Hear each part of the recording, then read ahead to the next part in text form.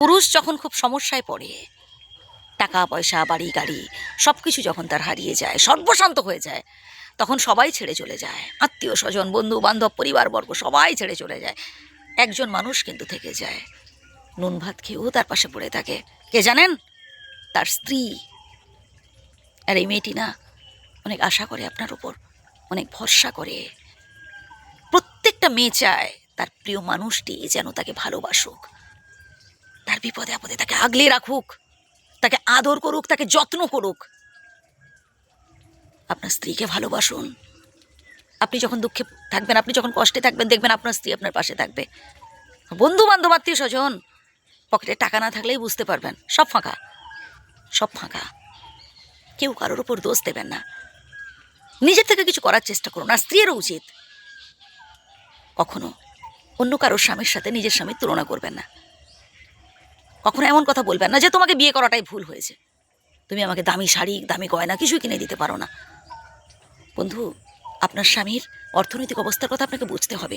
পারলে আপনিও স্বনির্ভর হওয়ার চেষ্টা করুন। আপনার হাজব্যান্ডের ইনকামে হয়তো সংসার ঠিকঠাকভাবে চলছে না, আপনিও যাতে নিজের থেকে সৎ পথে বা সৎ উপায়ে নিজের যোগ্যতা বলে স্বনির্ভর হয়ে যদি 2 পয়সা রোজগার করে আপনার প্রিয় মানুষটির হাতে তুলে দিতে পারেন, তাহলে দেখবেন সংসার আরও ভালোতে চলবে। কেউ কারোর উপর দোষ দেবেন না, নিজেরা মোটিভেট করুন একে অপরকে, পজিটিভ চিন্তা করুন। হবে একটা সময় আপনাদেরও সুখ আসবে, একটা সময় আপনারাও পারবেন।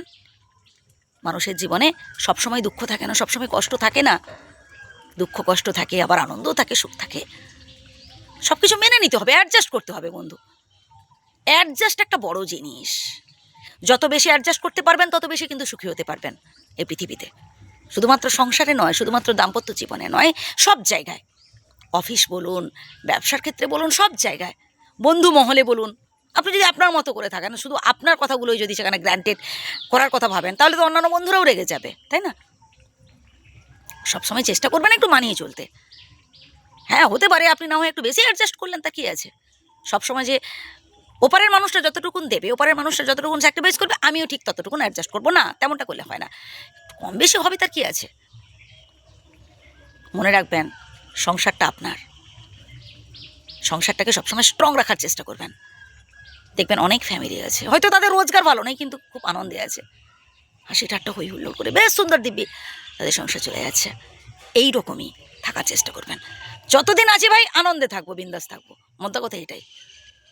যে কথাগুলো বললাম আবারও প্রথম থেকে শুনুন, আশা করি ভালো লাগবে। আর যদি মনে হয় যে না, কথাগুলো গ্রহণ করতেই পারেন, সেটা অ্যাজ ইউ উইশ। ভালো থাকবেন, ধন্যবাদ।